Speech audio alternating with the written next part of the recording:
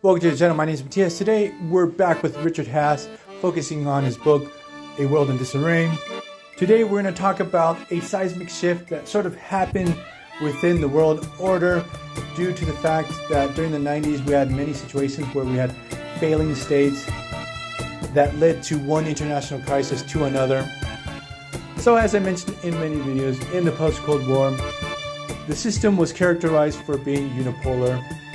The United States was the great superpower, but the whole system was unbalanced and sort of out of whack.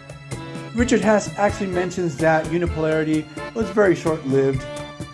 The thing is, the United States failed miserably. They tried to transition from the use of military power into just using soft power and influence.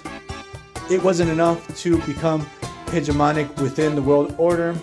And what happens is the author goes through a list of crises that we had during all the 90s and in the early 2000s, which he goes into great detail of each one of these, but here we're just going to mention them.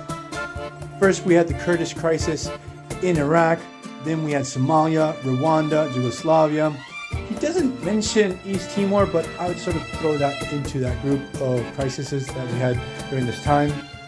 All these situations had something in common that involved governments that were not willing to act or not able to act to protect their own population or offer any type of security, and in some cases openly attacking their own citizens.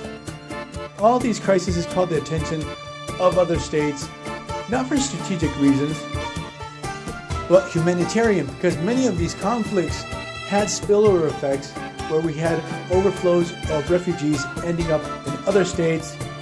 And in some cases, this sort of caused a cascading effect from the main conflict spilling outwards.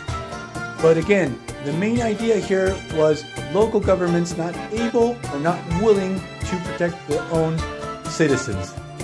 Not being able to give basic security to your own people is a show of a complete failure of the state. During this time, a new concept started to brew within the world of international relations called responsibility to protect, also known as R2P. And in a declaration from the UN after a summit in 2005, it was established that each individual state had the responsibility to protect its own people from genocide, war crimes, ethnic cleansing, crimes against humanity, pretty basic stuff.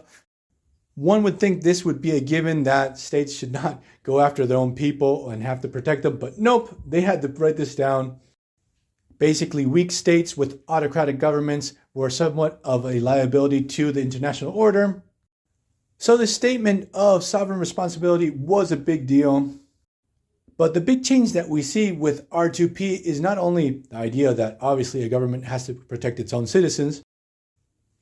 Also, the international community, if they see a state violating any of these four principles, they have to act, even with military force if needed, regardless if the government wants them to act or not. This idea of collective action would go case by case, analyzing each situation, where regional organizations or the UN would have to step in to protect a group of people that are being under attack or under the threat of being annihilated, among many other things. But what Richard Haass wants to focus here on this part of the book is this change of concept has a profound impact on the concept of world order, where in the classic concept of world order, it only focused on the external actions of state and judged that. Now we find ourselves in a situation where the internal actions of a state are being judged, where they're under risk of intervention. And here we have many questions revolving around sovereignty here. And here we can mention immediately John Mearsheimer. He would say that the liberal world order pushed this whole situation in the first place. So I'm going to leave this video here. I hope you guys liked it. See you guys next time. Bye.